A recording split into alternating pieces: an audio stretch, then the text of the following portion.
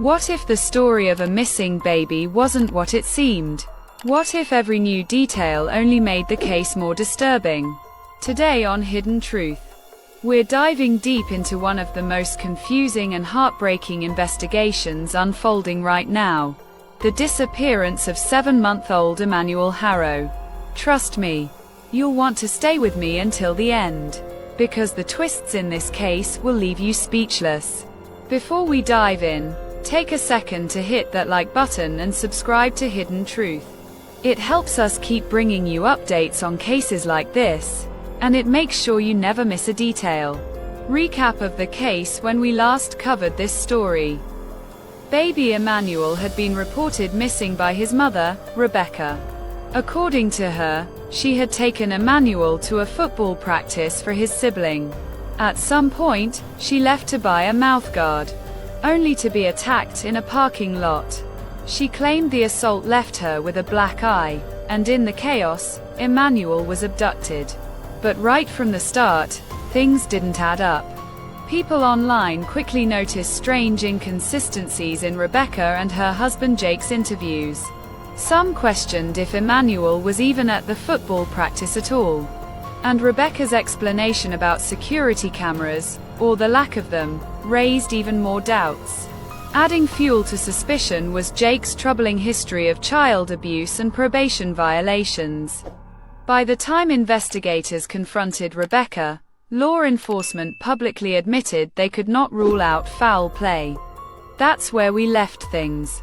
But in just 48 hours, shocking new details have come to light. Rebecca's black eye mystery. One of the biggest points of discussion centers on Rebecca's black eye. She claims it came from the parking lot attack on August 14th. But according to multiple reports, employees at a local mall say they saw Rebecca with that same black eye nearly 2 weeks earlier, on August 3rd. If that's true, it would completely unravel her version of events. Because if she already had the injury, then the story of being attacked during the abduction collapses. And when one piece of a story doesn't hold, everything else comes under question. Even more, some self-claimed Big Five employees went public on social media, saying Rebecca showed up that night without a baby at all. One alleged witness even said Rebecca laughed off her black eye, claiming she had walked into a wall. If true, that would mean not only the black eye story was false, but also that baby Emmanuel may not have been with her in the first place. Quick pause. If you're following along with how twisted this case is getting, let me know in the comments what you think really happened. And don't forget, subscribe to Hidden Truth so you never miss an update as new evidence comes out. AI analysis and more red flags. Now here's where things get even stranger. A member of an online group following the case decided to use AI to analyze photos of Rebecca's black eye. The results suggested the bruise looked around 5 to 9 days old, not brand new. That lines up eerily well with claims she had it days before the supposed attack. While this isn't medical proof, it adds another reason to question Rebecca's account. And many viewers with medical backgrounds have pointed out the same thing: her injury doesn't look fresh. Surveillance footage questions Rebecca insisted there were no cameras in the parking lot. That might technically be true, but nearby businesses definitely had surveillance. In fact, police have already taken footage from at least one restaurant.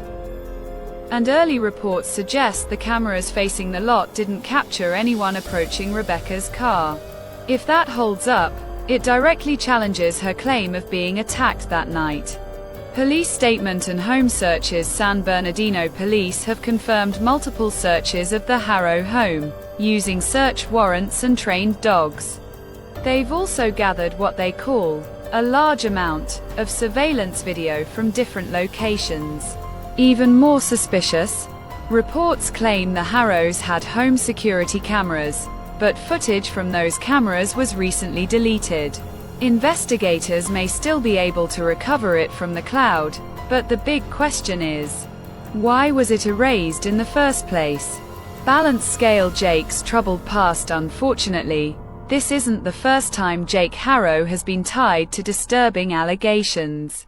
Back in 2018, he and his then-wife were charged in a horrifying case of child abuse that left a baby girl with multiple fractures and brain injuries. Jake later pleaded guilty and served time in a work release program.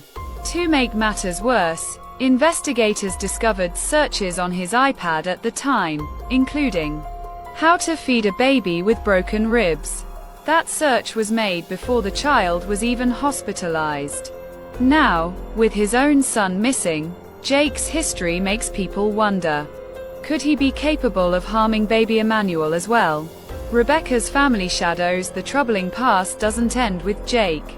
Rebecca's brother, James, is serving a life sentence for first-degree murder after killing his girlfriend in 2017.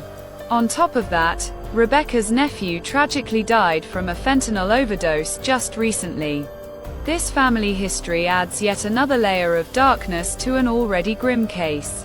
Where things stand now, Rebecca and Jake have now retained an attorney and are keeping a low profile, while police continue to search, question, and collect evidence.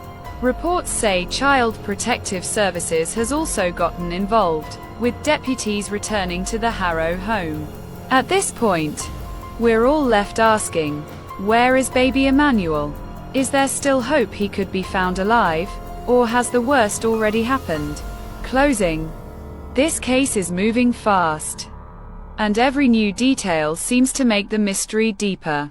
Here at Hidden Truth, we'll keep digging and bringing you the facts as they surface. So if you want to stay ahead of the story, hit that subscribe button, drop a like, and share your thoughts in the comments. And above all, let's not forget the reason we're here. A missing baby who deserves answers, and hopefully, justice.